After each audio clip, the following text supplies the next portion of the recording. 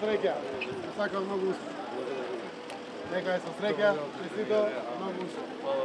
И на младите исто така, се скајте ракавите од такива работи. Ќе има.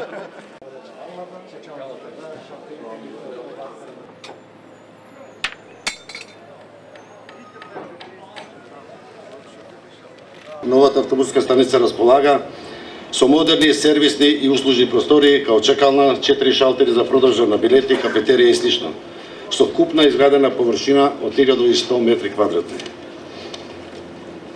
Перонскиот дел, кој што е со површина од 2200 метри квадратни, располага со 8 поидовни и 8 доидовни перони.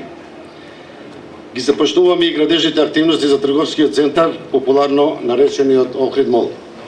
Срекни сме како град Охрид што денес имаме прилика да го отвориме овој капитален објект, со кој што и градот ќе заличи, како што викате во вашето мото имаме едно ново обележје на градот, а секако дека во иднина сето ова ќе придонеси за зголемен број на туристи, ќе придонесе за зголемен туристички промет, ќе придонесе за зголемување и подобрување на туристичката понуда во нашиот град, а секако и нашиот град да добие една нова содржина, која што во иднина ќе значи поквалитетен живот на сите граѓани.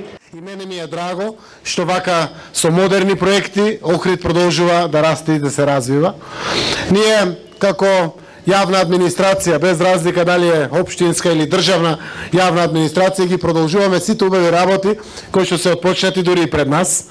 И со тоа испраќаме порака до сите инвеститори за стабилност во државата, за доволна мотивираност, заради тоа што сме свесни дека за да влезете во едни вакви проекти треба да соберете малку повеќе храброст, треба да се исправите пред банките, да ги земете кредитите и да инвестирате храбро, а после со годините да чекате поврат на инвестицијата. Но тоа е деловниот потват на секои деловни луѓе. Мене ми е многу драго што ова е домашна инвестиција. И навистина сум среќен за секоја домашна инвестиција која што се случува во нашата Македонија, затоа што е добро, прво заради тоа што овозможува приход на локално ниво, носи приход на државно ниво, отвара нови работни места за младите луѓе, прави своевиден притисок за растење на платите на младите луѓе, да остануваат овде. Но испраќа и сериозна порака на охрабрување на сите потенцијални инвеститори кои што се мислат, калкулират, прават пресметки, за да може да ги охрабри и да влезат во наредни инвестиции. Јас сум убеден дека ова представува само еден дел од мозаикот.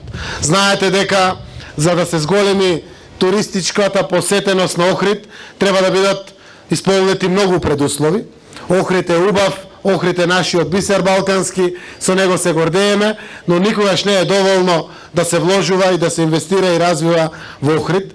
Заедно со автопатот Кичево-Охрид продолжуваме и понатаму во изградбата и рехабилитацијата на патот Кичево-Гостивар.